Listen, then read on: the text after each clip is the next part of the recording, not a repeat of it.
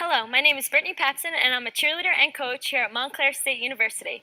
Today I will be explaining to you at Just Cheer All-Star Gym the safety tips for cheerleading bases. Today I'm going to explain to you the types of stances that bases use in cheerleading. For the main base, she keeps her bottom, her back, and her chest up while keeping her two hands together. And for the side base, at Montclair State University, we use the sandwich grip, which is a left hand over the right. There's also an alternate grip for the side base, which is called the wrist grip. The side base puts the left hand on the main base's wrist and puts the right hand underneath the foot. Using the sandwich grip and the bases are set, they drive the flyer to the top.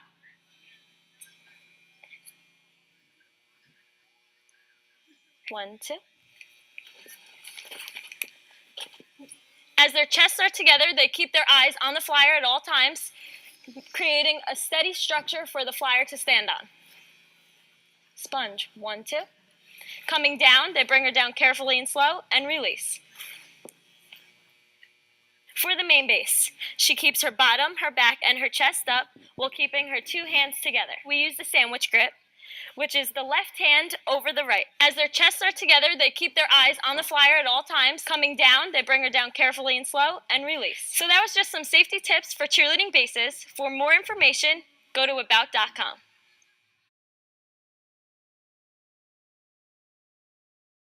Some joints involved in basing are the elbow joint, the shoulder joint, sternoclavicular joint, and wrist joint.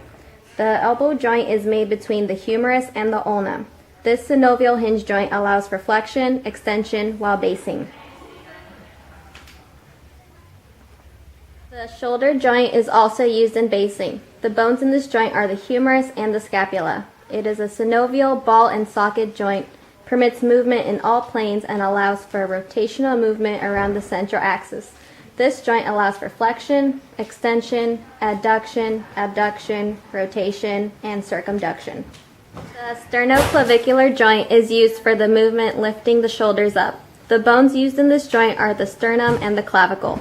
It is a synovial gliding joint. They have sliding or back and forth motion and twisting movements. The joint is a synovial condyloid joint. The bones involved are the radius and carpals. The wrist allows for flexion, extension, adduction, abduction, and circumduction. The wrist joint is a synovial condyloid joint. The bones involved are the radius and carpals. The wrist allows for flexion, extension, adduction, abduction, and circumduction. Upper body.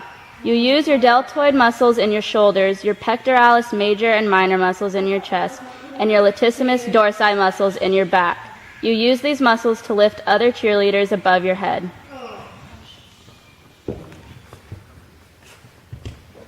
Core muscles. Your core muscles are found in your back and abdomen. They are your rectus abdominis, obliques, and spinal erectors. In cheerleading, these muscles help you keep your torso straight. They also give you strength for lifting stunts and performing tumbling skills. Upper leg. Your upper leg and hip area contain your hamstrings, quadriceps, and gluteal muscles. These muscles are used extensively in stunting. In fact, they are the powerhouse from which you should get most of your strength in stunting. Lower leg.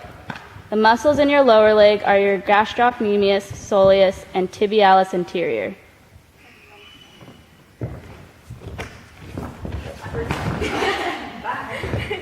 Cheerleading requires stable isometric contractions to control the lift. For example, in the lower extremity, the quadriceps and hamstrings act isometrically at the knee joint as well as the hip joint with the iliopsoas and gluteus maximus. The gastrocnemius and soleus act isometrically with the tibialis anterior at the ankle joint, and the abdominal musculature acts isometrically with the erector spinae.